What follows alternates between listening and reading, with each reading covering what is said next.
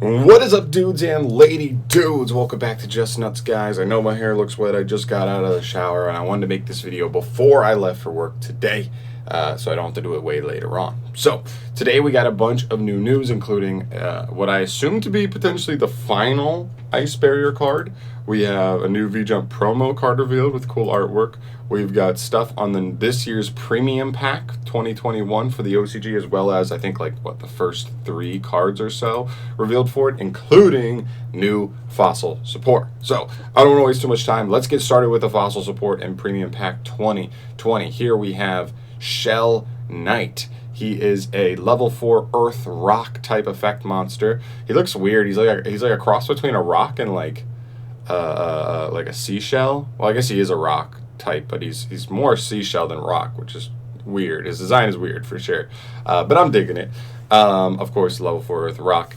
0 attack, 2000 defense, so big defensive monster here. You can only use the second effect of this card's name once per turn. First effect reads, when this card is normal summoned, you can change it to defense position to inflict 500 damage to your opponent. Okay, that doesn't really matter too much to me. I'm not that worried about that, but at least it gets itself into defense mode for free. But the main effect, if this card is sent to the graveyard by an effect or destroyed by battle, you can add a level 8 rock monster from your deck to your hand, or if Fossil Fusion is in your graveyard, you can special summon it straight from the deck instead. But if you do either, for the rest of this turn, you cannot activate the effects of cards with that added / summon card's name. Okay, so kind of a lot going on there. The things I like the most out of this card is the second effect. This is actually pretty clean. Things to keep in mind is that this is by any card effect or battle. So you could Foolish Burial this. You could dump him off of a monster effect, or more importantly, dump him off of, Miracle Rupture? I think the new card that came in Battles of Legend when we got the first wave of fossil support. It just dumps a rock, and then if you already control a fossil fusion engraved, you can draw an extra card. Okay, that would work because you're kind of just adding a card and drawing a card if you send this guy. So that's totally cool with me. I'm totally down with that. Now, as far as level 8s go, there really aren't any in the archetype. They have a level 8, I think, boss monster in the extra deck, but they don't have anything in the main deck. So what that tells me is that potentially this card could be hinting at us that we're going to get more fossil support outside of this card in the premium pack. Hopefully. I mean, I like a lot of people thought fossils were cool. They had an interesting start. The fusion's pretty strong. We just got to see it delved into a little bit more. So hopefully we see more from them. Moving on here, next we have Angel 01. He's cute. He's a cute little guy. He's definitely a manga card. He's a level 1 light fairy effect monster. 200 attack, 300 defense. You can only special summon him from his first effect once per turn. That effect reads, you can special summon this guy from your hand by revealing a level 7 or higher monster in your hand. Any level 7 or higher. That's kind of cool, because you can play just generic stuff like Phantasme, Nibiru. There's a lot of different generic stuff you could already be playing in your deck just to make him live. Zoo King Alpha, just going second cards if you want. Okay. While this special summon card is in the monster zone, you can tribute a level 7 or higher monster during the main phase during your main phase, in addition to your normal summoner set. You can tribute summon, don't tribute the level 7. You can tribute summon an additional level 7 or higher monster during your main phase. Okay, so I guess the idea here is if you play a deck that that's really trying to make use of a double tribute monster, you could special summon this card by revealing that monster, normal summon another monster, and then use this effect to get the additional tribute summon for the level 7 or higher monsters. You tribute this card and the monster you already normal summoned to get the big boy on field. And if it's something insanely oppressive what's that one card? Not Archlord Zerato, but Archlord Christia. Something like that. Support that with a hand trap or a trap. You can just win duels versus meta decks with that card. So I think that's pretty fine. I don't think it's insane, but it's a cool cheeky card for sure. And then I think the last new card for Premium Pack is Contract with the Void. It's a normal spell card that reads, if you have at least 3 other cards in your hand, discard your entire hand, then you can special 1 Infernity monster or 1 level 8 Dark Dragon Synchro monster from your graveyard. Whoo! I know DDDs want to get rid of their hand, but really you gotta discard at least, you gotta use at least 4 cards to revive just revive 1 Infernity monster from grave. I mean, listen, I don't know. Maybe it's worth, but it doesn't really seem worth to me. Like, I don't think there's a monster that gives you enough payoff to warrant like sending 4 cards to grave for. But who am I to say? Who am I to say? Also, this doesn't seem to be a once per turn effect, so that's kind of crazy as well. But yeah, so mainly the big thing here, I think, so far is Shell Knight. More fossil support, please. Round this archetype out. Really make it do stuff. That would be so cool, Konami. All right, and then we got one other thing. I guess there's like a special distribution method for Premium Pack 2021. That's going to be revealed on November 30th. That's for the OCG anyway, so it's not that important, but okay.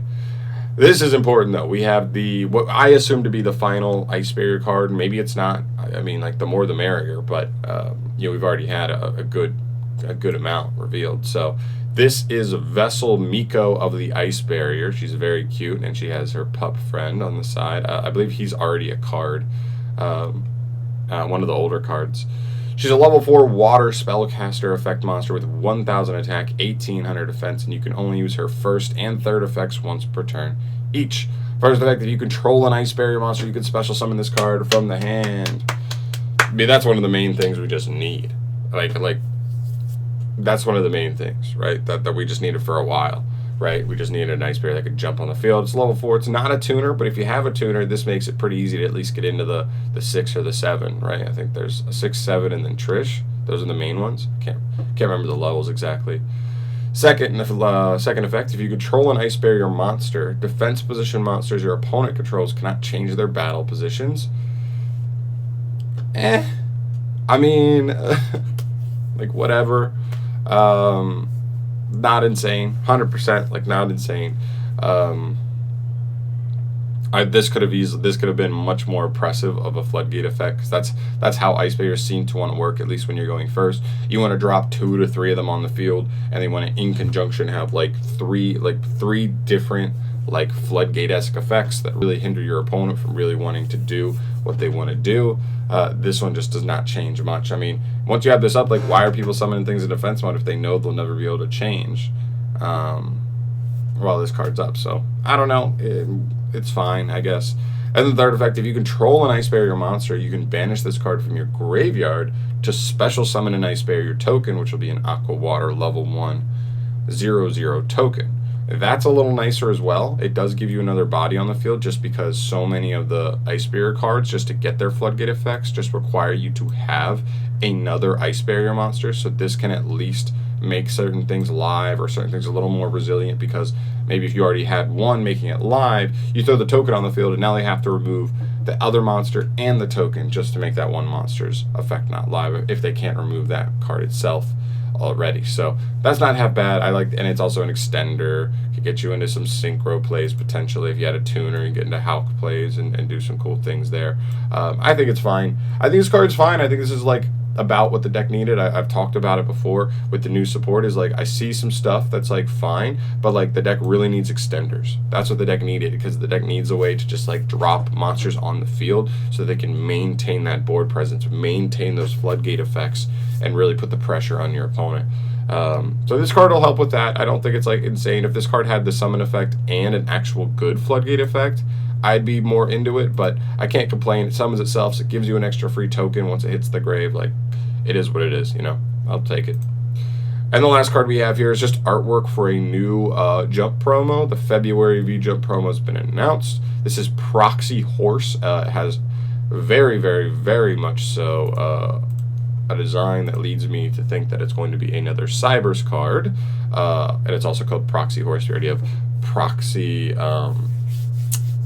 Dragon, like one of the early links. That's a Cyberse and stuff. Like, makes a lot of sense. Proxy F Magician is another one, like, pretty cool. Let's see. It just says it's a monster that supports link summoning, and it aims for the highest and best link summon. So, oh boy, this could be like an insane like extender card.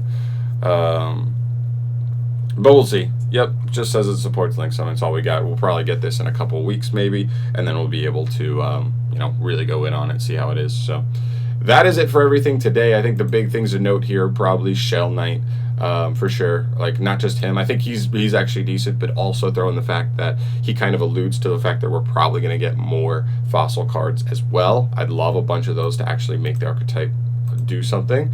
We have Miko. She's pretty good for the ice barriers. Hopefully she's not the last card, but she might. And then obviously looking out for this guy because he's going to be if he really is as good as they say here at like pushing Link Summoning, he's searchable off Signet Mining.